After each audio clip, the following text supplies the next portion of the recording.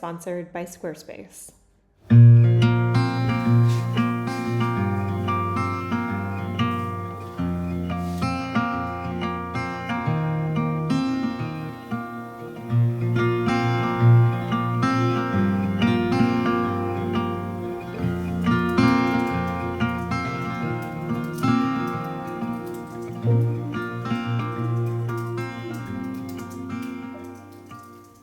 Good morning.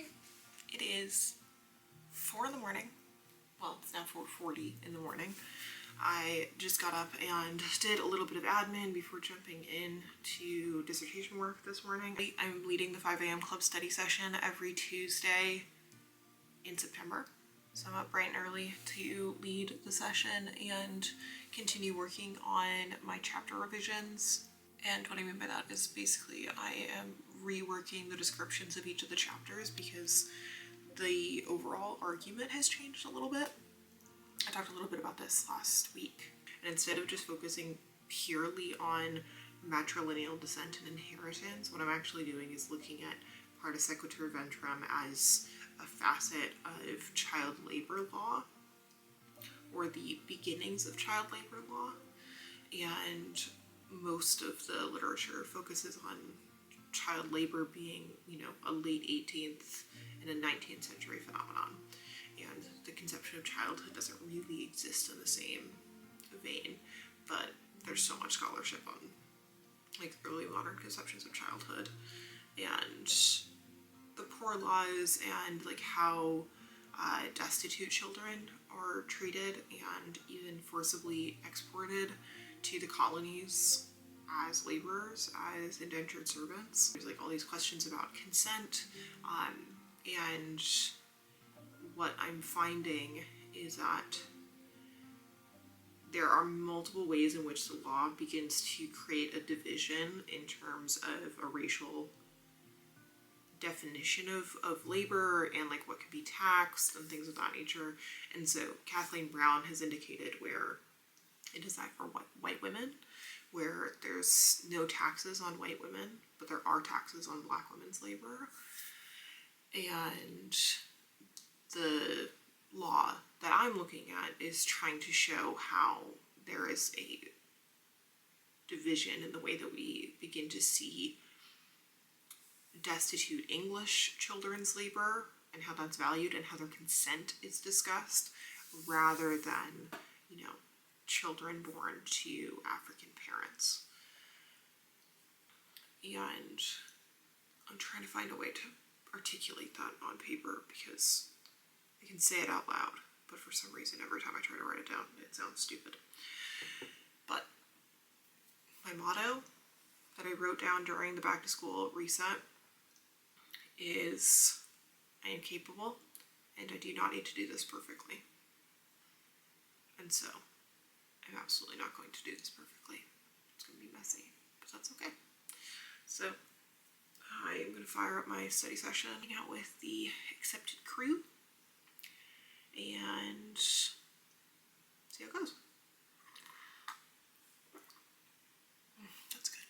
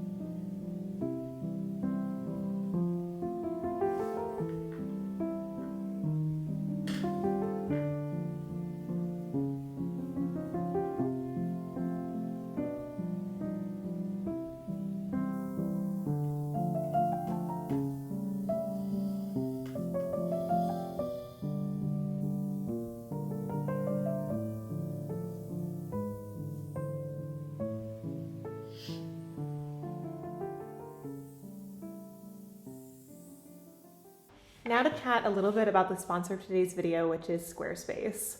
Squarespace is an online website builder where you can create and edit a website from scratch or using a template with no coding experience necessary. With features which allow you to customize fonts, colors, add a variety of blocks, images, and videos, you can make your website entirely your own. I've been using Squarespace for 5 years now and operate my personal website as well as my online businesses through Squarespace. And recently, I underwent a shift in my brand identity to think of myself not as just a PhD student or an entrepreneur or even just as a creator, but to simply focus on me and all of my raging passions. And I wanted my website to reflect that. So I went ahead and began changing my brand features, the header to include my new logo, and I've also been in the process of revamping my service suite using Squarespace's scheduling tools. I began building my websites with zero knowledge and have been able to learn and adapt alongside all of the tools and updates within Squarespace. So even if you're a beginner looking to build a personal website or a website for your first business, this is the platform for you. If you're interested in checking out Squarespace for yourself, go ahead and click on the link in the description for a discount on your website or domain. Now let's get back to the video.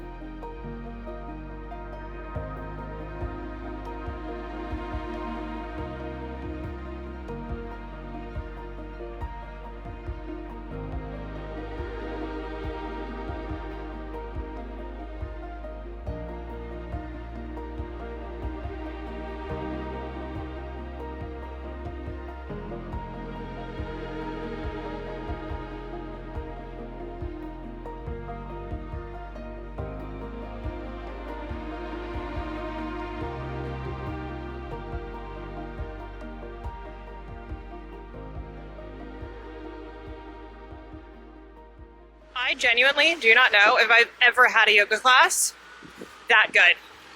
I have not been able to touch my toes since I was a teenager. I'm really sorry if it's really noisy, but I am astonished. I touched my toes at the end of the class, guys, which is unreal. I am a tree. I am so it's touching my toes and getting past the fact that my hamstrings are like super tight is amazing. That was incredible. It's exactly what I needed. I had the most productive day, and whenever I have a day like this where I basically check almost everything off of my to-do list, it's the times that I'm scared for tomorrow, Kaelyn. Because when I'm really effective one day, I'm really ineffective the next day. Now, we don't got time for that. So here's my plan. I'm going to go home. My lovely partner, London Boy, has said that dinner is ready already. Like, how freaking lucky am I? And I'm going to go home. I'm going to eat dinner. I'm going to take a shower. And then I'm going to get in bed. I'm going to get in bed at like 7:30, read my book, and get such an early night that I actually get a good night of sleep. So I wake up really early again tomorrow and hopefully have a nice productive day tomorrow, rather than following the pattern that I normally do, which is having one day of extreme productivity and one day of feeling like a potato. So I'm gonna head home. I had such a good yoga class. Everyone should be doing yoga. Physical, emotional, everything benefits. It's a win-win. Such a good day. Okay.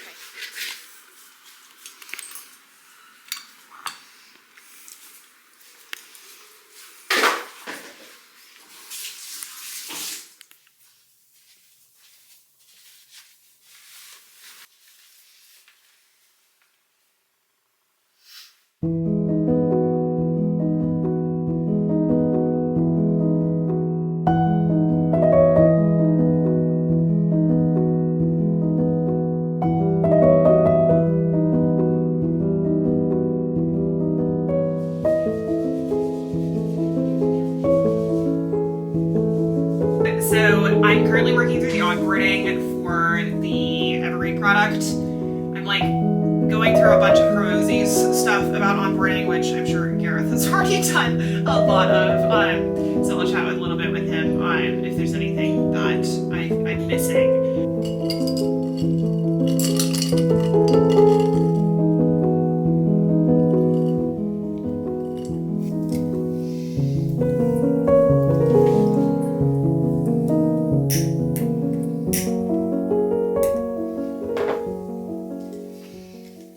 It is the end of the working day. It is 7:15 and it is time to start getting ready for bed. The sun is still very much out, but I've had a very productive day. However, there were some things that I needed to get done today, like filming for Productivity Lab and filming for myself, that just did not get done. And I had to prioritize other things, which is totally fine. However, the problem with having my schedule so regimented at the moment with all of the things I have going on, so there's just not a whole lot of flexibility if I am not effective with my time. And that's great incentive to be more effective. However, it is a bit challenging. So in times when I need, like, you know, a pretty big window in order to get things done, like filming, I need a little bit more leeway. I moved some things around tomorrow, and instead of working out in the morning, I'm going to work out after work. I am heading into town, so I just need to make sure that I get the filming done before I head to WeWork. And I'm still going to get up in the morning to work on the dissertation. Kate's not feeling great, and she normally runs the 5 a.m. club. And since I'm going to be up really early to work on the dissertation and was planning on joining anyway, I just want to make sure that if she's not feeling well, I can cover. But even if she doesn't need me to cover, I'm still going to attend. So everything at the moment is very regimented. But because I am being really strict about the time I go to bed, it's actually been feasible. Now, I'm only 2 days into the week, so I might be shooting myself in the foot. But basically, it is 7:15, and I'm going to go ahead, wash my face, make up the bed, finish up the dishes, and get into bed and read Discovery of Witches, because I am doing a reread. I read the entire series last year, absolutely fell in love with it. Everybody heard about it. I wouldn't shut up about it. And now I'm rereading it. And it is delightful. It's like we're turning to an old friend. And there's something about Diana that just feels really resonant. And so I'm really excited to read and just hang out in bed. So I'm going to go ahead and start my process for that. And have a nice night of reading, so that way I can wake up bright and early tomorrow.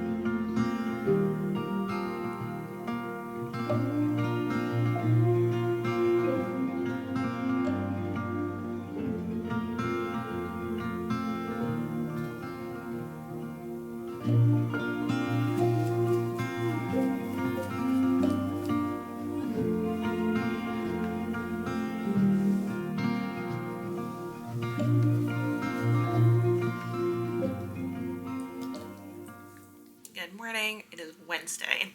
I am suffering today. I got up to join the 5 a.m. club and did a bit of work on the chapter descriptions. However, I am trying my damnedest to figure out how I want to restructure things, because now I have had this really set chapter layout that it still generally chronologically makes sense, but I have to weave together basically 3 primary arguments, because I need to talk about empire and empire building and how it became reliant on forced and coerced labor, and then increasingly on racial slavery. I need to talk about reproductive speculation, so how it is that like Black women's reproductive labor and women's reproductive labor generally became the site for scaling the colonies and the labor force. And then I also need to talk about child labor and find a way to bring all of those together, but also then talk about why I think that we need to do a study of Virginia, Maryland, Barbados, the 18th century, and I'm struggling with that.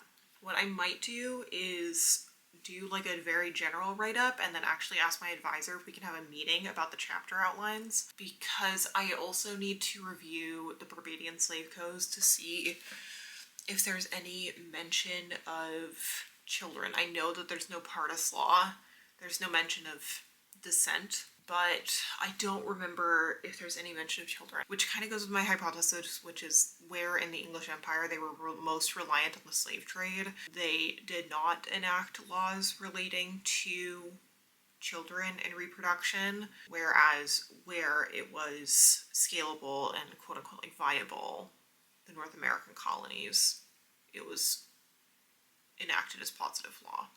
So I think that that still works. But yeah, I just need to organize my thoughts, because I thought that it would follow along this structure easily, but it's not flowing smoothly. So we'll get there.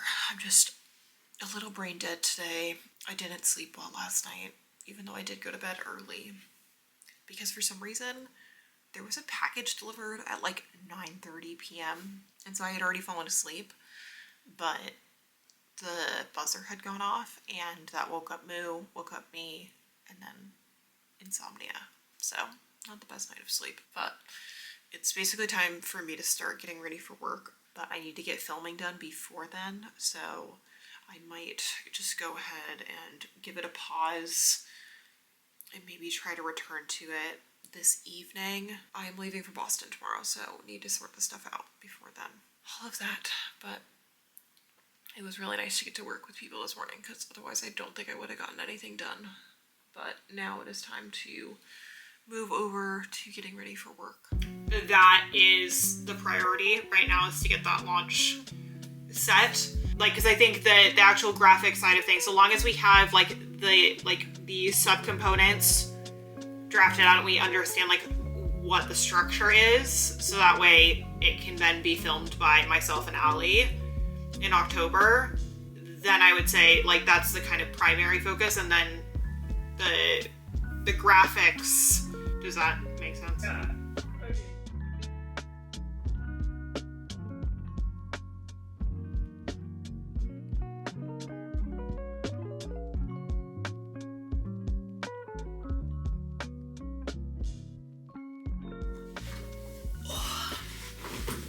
Hello. We are in Boston. I decided that I would just continue the vlog through today, and then maybe I'll vlog the weekend. But I did not get, what did I do last night? Basically, yesterday was a bit of a wash. I got the work done that I needed to get done. Got the filming done in particular, but I didn't film for my channel. I just filmed for work. And then this morning I had to get up bright and early in order to get to Heathrow to get my flight to Boston. It's now about 1:30 in the afternoon here, and I landed, and one of the Acceptance Society members, Dalton, and he presented his research at the Acceptance Symposium. I've never met him in person before, but he is based in Boston, and he is actually heading, I think, to Ohio over the weekend, so this is our only chance to meet up. So we're gonna go grab a coffee, we're gonna meet. So I haven't been on the T since like 2019. If you guys are an OG follower and you follow back in the day, that first summer, 5 years ago in 2019, when I went to the Sheer conference, that was the last time that I really spent any sizable amount of time in Boston, or more specifically Cambridge. So I am gonna go meet up with Dalton and just get to say hello, and then I'm just gonna do a little bit of exploring. I should do some computer work later on before we have the dinner, but I'm just gonna go explore for a little bit. I most certainly am going to experience jet lag soon enough here, and I'm just trying to push through it. So let's go explore Boston, or Cambridge. Also, my travel hack is to just bring a tote bag rather than a handbag whenever I travel now, because I'm just not much of a handbag girly. I have a few that are really nice, but honestly, the tote bag serves me just fine. So we've got sunglasses. It is so bright here. I don't know if it's just that the UK has been kind of cold and dreary as of late, but the sun shines differently here. Like, everything is tinted in a slightly different way, and that's not going to make sense to anybody. But it makes sense to me. It feels very bright here. Okay, I think that's everything I need. I need to go pick up lactose pills, because as a lactose intolerant girly, Lactate is the only brand that works. And you cannot get it in the UK, or at least if you do, it's astronomically expensive, and it takes absolute ages to arrive at your house. I ordered a box 3 weeks ago that did not arrive, but let's go meet up with Dalton.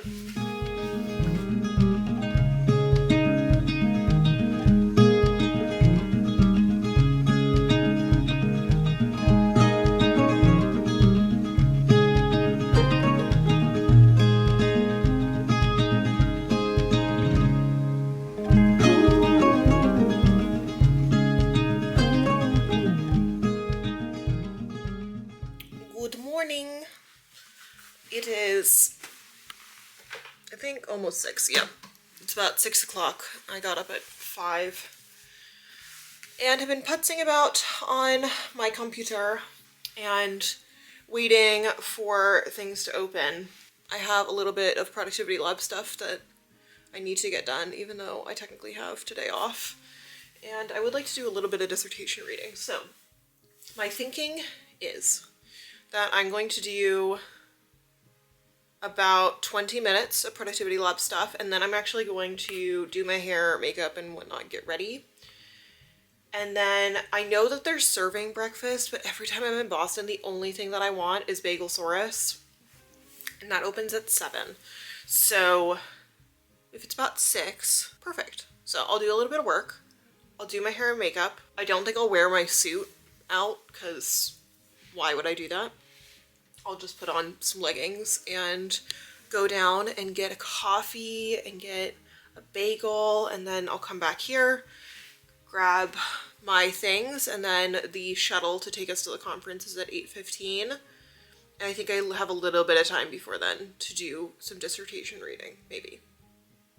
That might not happen today. But we had such a nice evening at the conference last night. I did not get any footage, but I'll get some stuff today.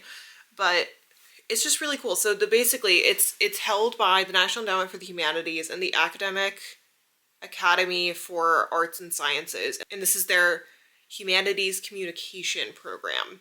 And so what they're basically trying to do is change the way that we're thinking about communication inside and outside of the academy about humanities research.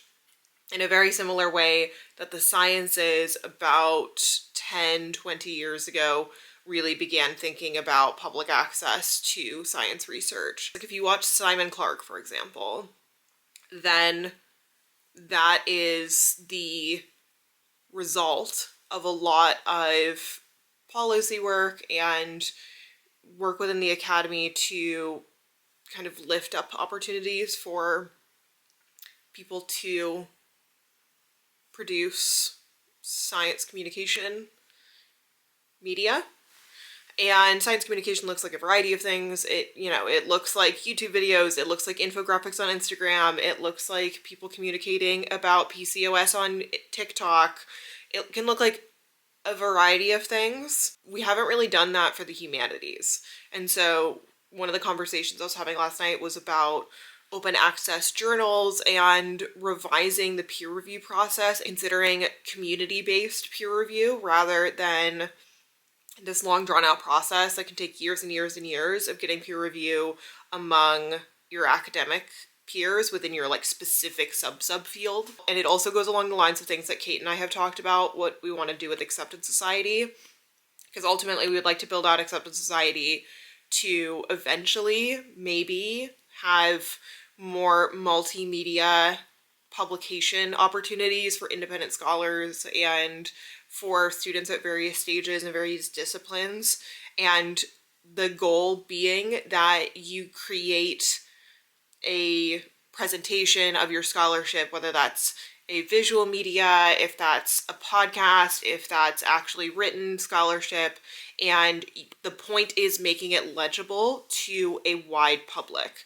So an article that you would write to submit to your super niche history journal wouldn't be the aim. It would try to, the main focus would try to be producing and, lifting up scholarship that is designed to be more accessible. And so I just have so many ideas and I'm so excited to be here, and I can't believe that the National Endowment for the Humanities and the AAAS actually want me to be here and that they paid to fly me out here and stay in a hotel and talk to all these people. I think I'm probably one of the youngest people here from the people that I saw at the dinner last night. It's not everybody that's coming, but it's just really cool that my YouTube channel and Accepted Society are the reasons that I'm here. Like, it's not just about my research. This is just to show how important this platform is. And I'm just so excited. So I'm gonna go ahead and do a little bit of productivity lab work because I need to send out this one email. And then I'm gonna get ready and then we're gonna go to Bagelsaurus. I'm gonna get the best bagel of my life and then go to this conference today. And I'm so excited to take you guys with me.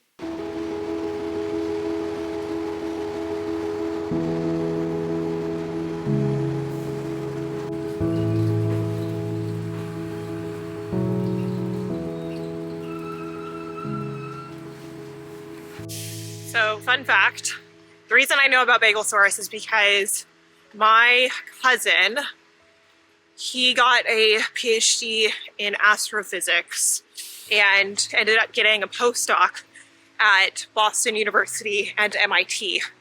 And so he was actually my roommate when I was riding horses professionally. And so he left, I moved in with my grandmother, and I would come and visit him in Boston.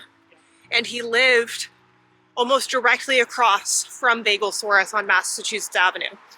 So I would go visit him, and we'd get Bagelsaurus pretty much every single day, and we would take almost a daily walk over to Harvard Square because it was just down the road.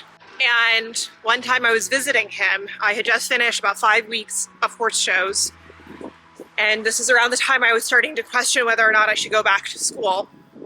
And we went for a comedy night in Harvard Square, and then we went to walk around Harvard, and I turned to him and I said, I think I want to go back to school, and I think I might want to study legal history. And he was the one on that trip who said, you could absolutely do it. you should go back and go to community college. And so it feels really resonant to be back in Boston, back in Cambridge.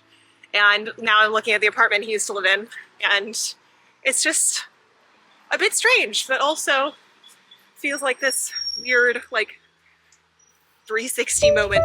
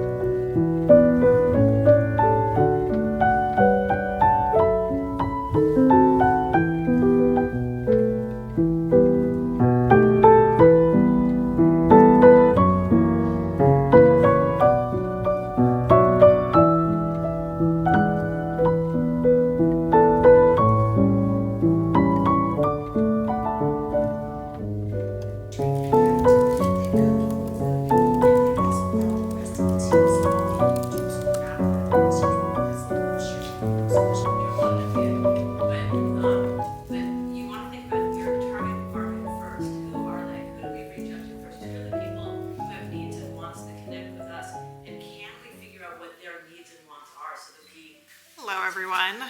So I'm coming at this from a slightly different perspective as a current PhD candidate and a content creator. I am a YouTuber, create Instagram content, written content, TikTok content, and have created a variety of businesses and services for students and independent researchers as a result. And I just want to kind of take us back to why I started that in the first place. And it was because of public humanities works and communication that was available. So I was a terrible student in high school. I nearly dropped out in my senior year and basically felt like I was never going to go back to school. I ended up becoming a professional athlete and saying, I'm never going to college.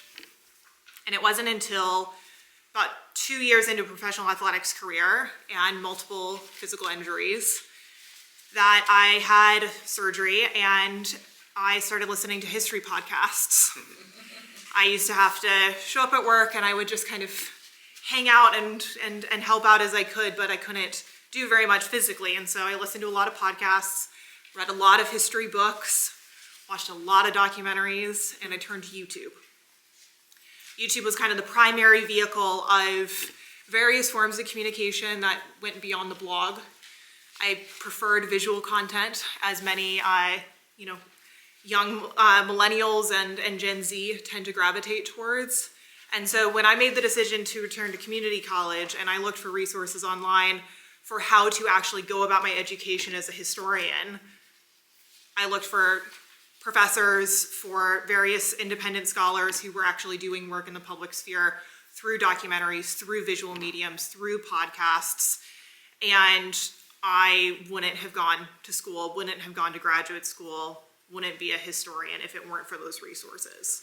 And so I'm such a strong advocate for having those mediums as a way to, one, just raise awareness, as we've discussed, but also to shed light on, the opportunity that there is for connecting with students and thinkers and, policymakers that wouldn't otherwise consider the value of the humanities degrees and show them that there are examples to tap into that hopefully leads them to ask further questions and to engage with the information that we produce as scholars. So I started creating YouTube videos as a graduate student because there was no information online about how to apply to graduate school, how to be successful as a graduate student, and basically everywhere I turned, the only information that I got was a PhD is useless in industry. A humanities degree is never going to be commercially viable. And I said, okay, well, fine, watch me. And so I started creating YouTube content about my experiences as a community college student making their way to a bigger university and falling in love with history.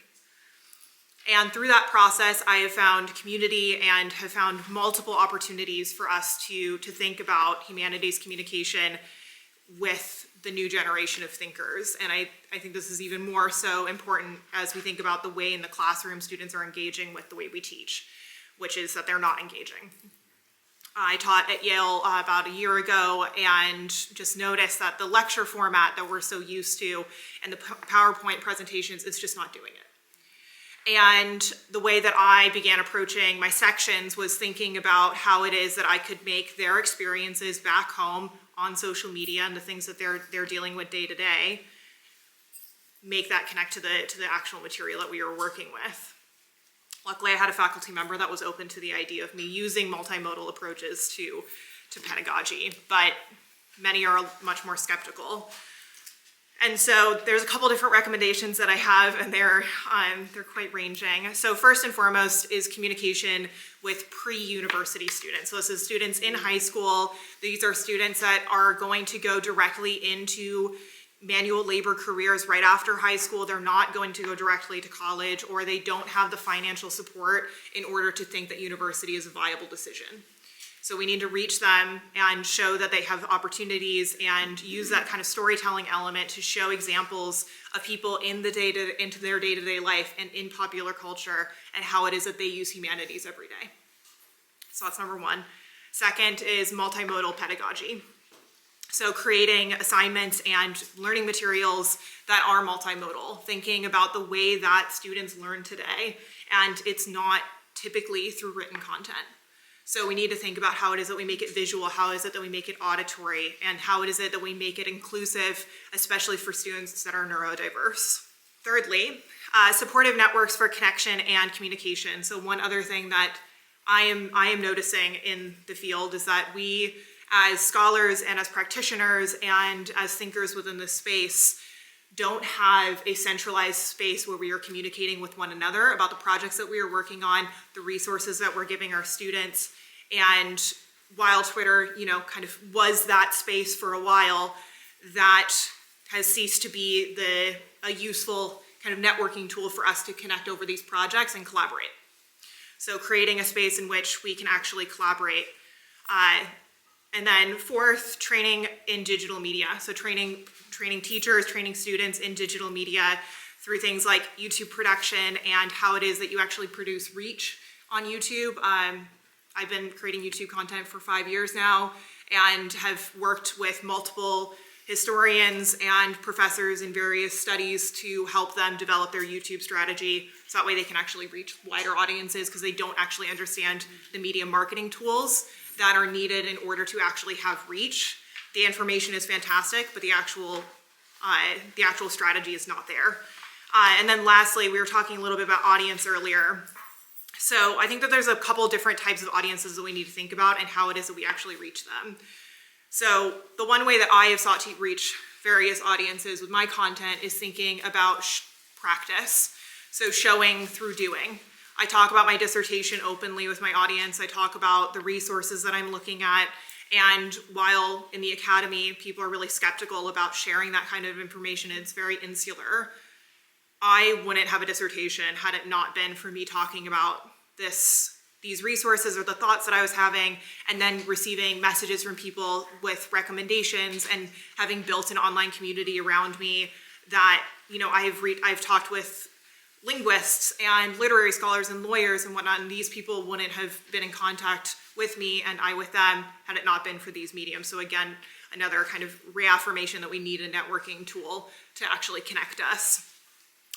Many times when we think about humanities communication, it's about information and it's about training. But I think one of the ways that we are not actually accessing a young audience, as mentioned earlier, thinking about who's not currently in this room, they love knowing the process. They want to know how we think and how we got there, and they want to be able to connect with more than just the raw fact. And so they want to know how it is that you even developed the question and how you wrote, how you actually arrive at the conclusion within a study. And so actually sharing and being really just like being giving in the way that we approach our research, rather than thinking about it being insular. If we are in the position of sharing the process with others, I think that is another way that we can start cluing in students and getting them to learn as we are learning. And I've seen that in YouTube, and I have many other recommendations, but I'm sure I'm at time now. So yeah, there's a lot to say, but ultimately thinking about how is it that we create those networking communications? How is it that we create training and opportunity for, novel thinking, and showing through doing?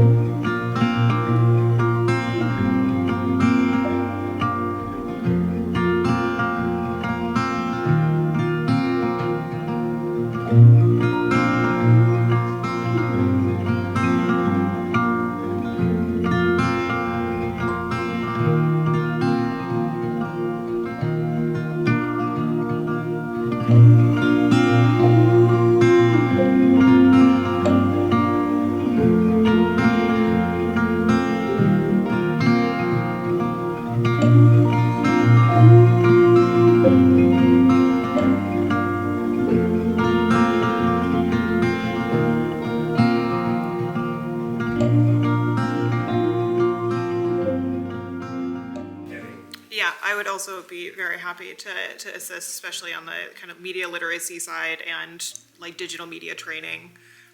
Yeah, anything I can offer in terms of my expertise. Yeah. And helping build out the curriculum, especially if there's like training programs or like the internship program that you're thinking of developing. And I'm moved because I realize you're a very early career scholar, right? And there's a lot more at stake for you, so it's very moving to see you raise a hand like this. Thank you, Kaelyn. James. I am back from the conference. It went so well, and now I'm actually going to go meet up with my friend Sina. She's my childhood best friend. Went to her wedding last year, and she just so happens randomly to be in Boston for work. So I'm going to go meet up with her for dinner. I will give you like a full brief on what we talked about and whatnot, probably in another video, because I really want to do a video on humanities communication, the future of the humanities, etc. It's probably going to be a while for me to put it together, but I'm sure I gave you more context with the voiceover and whatnot, hopefully. But I'm going to change clothes. I'm going to head on into town. I'm just going to wear something nice and casual because I'm just wanting to be in comfy clothes. It was such a good day. I met so many incredible people and just felt really just grateful to have been invited and to be in the room having these conversations, and that YouTube has made that kind of opportunity possible. So I'm going to try to get involved as I can. And it was just so much fun. And I'm going to go ahead and end off the video here. I am probably going to do like a little day vlog tomorrow, hanging out with Lainey and through the weekend and just spending time in Boston. But it was a very successful, productive, and slightly chaotic week. I am absolutely knackered, and I am gonna go ahead and head out to dinner with my friend. Thank you so much for watching this vlog. I hope that you enjoyed it. I was asked to do a video on like time management and sleep routines and whatnot because I've been waking up so early for the dissertation. So that is on the way. There are many videos on the way. So if there's anything you would like to see that I haven't done yet or haven't discussed doing yet, please leave a comment down below. And I'll see you all in the next one. Goodbye, friends.